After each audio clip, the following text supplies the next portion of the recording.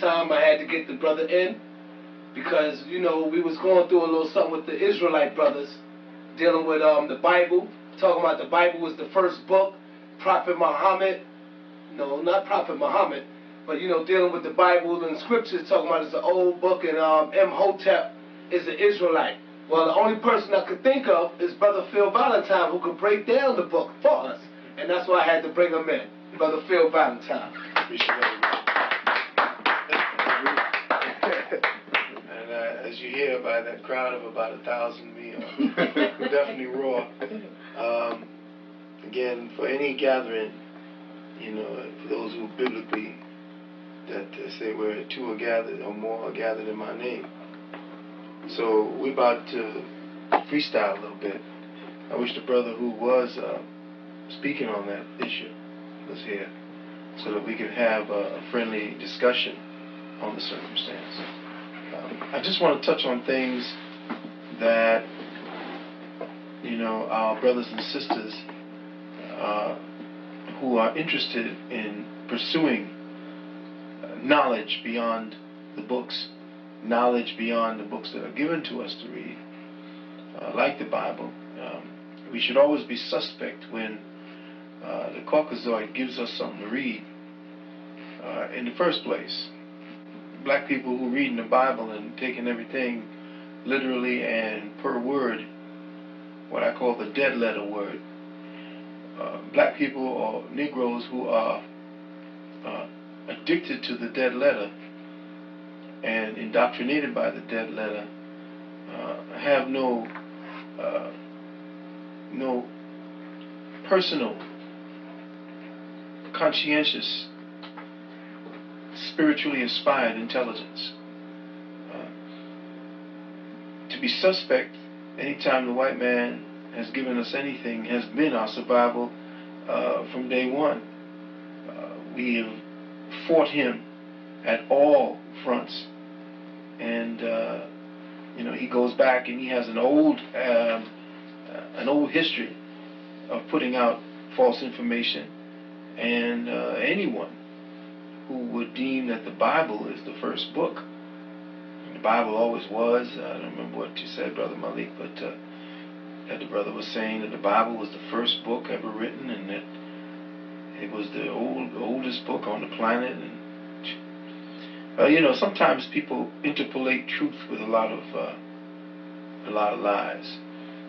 The Bible is extrapolated, in the words, it's extrapolated from books that were written tens of thousands of years ago. So yeah, it could, I guess, technically be said to be a compilation of the older books, but it is not, as it is in of itself, the oldest book. To give anybody that impression without letting them know the previous facts is trying to propagate a falsehood. Brother, I don't know what your philosophies are about your religion or your belief structure. I don't understand why you would pick up a book that is so readily sold to the mass population. Most of the ignorant people are the ones that the Bible is sold to. So I'm trying to figure out, a brother who is enlightened, how could you take a book that was given to us so freely, like they give the cheese in our community, like they give out stuff in our community? How could you take something that they've given you and thrown your rightness, your reason, your intellect, your logic into that, and how do you come out of those pages with what you do?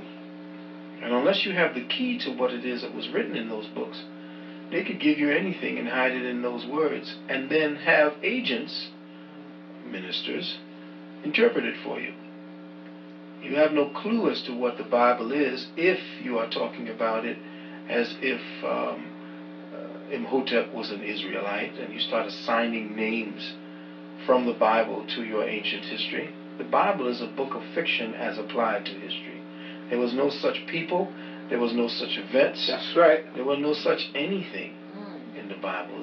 It's a book. It's Grimm's fairy tales. You'd do better to read Hans Christian Andersen At least in the stories, they have some kind of moral issue that you could identify with. And plus, the kids like it. But the Bible is the book for adult children who have no common sense, who refuse or have given up on the pursuit of true knowledge. It's too difficult to do that kind of work. And again, I would warn you, brother, if you pursue knowledge within the rubric or the construct of a particular philosophy or ideology, then know that anything that they tell you from in there to pursue will support that ideology. So if you're trying to find the truth around what it is that you call Hebrew, or you're trying to find the truth around the Israelites and the Jew, you don't look at the information they give you. The last place to look for Christianity's truth is in Christianity. The last place to look for the truth of the Bible is in the Bible. You deal with peripheral investigations. Your investigations 3 and 4 levels deep. Some things that you find may substantiate parts of the Bible. But the substantiation of the Bible just proves that the Bible is nothing more than an interpolation of that which you are searching for. And that is the ultimate reality behind the Bible. Don't look for truth. The lies are all set up as the truth. So instead of looking for truth, look for the reality of the thing. Once you find the reality of the thing, there is no fringes. Then inside of the reality, the seed of truth will be there. I am not here to, lord over the fact that I may have gathered a few bits of information beyond you. I would tell you that there are ways for you to completely,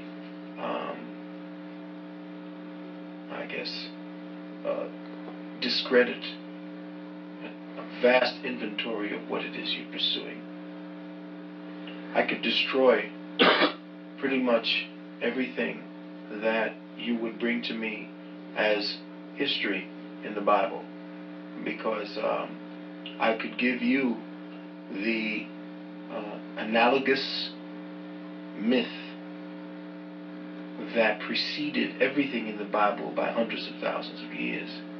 So if you could read in people's histories before these so-called Jews, Israelites and all that, before they existed by thousands of years, if you could read the same story of Moshe or Mose or Moses, and you could read it in the story of Sargon, you could read it in the story of Jehudi and Heru, if you could read that from stories 10, 20,000 years before even the word Israelite came up, if you could read that at that point, then everything you are defending will no longer have foundation.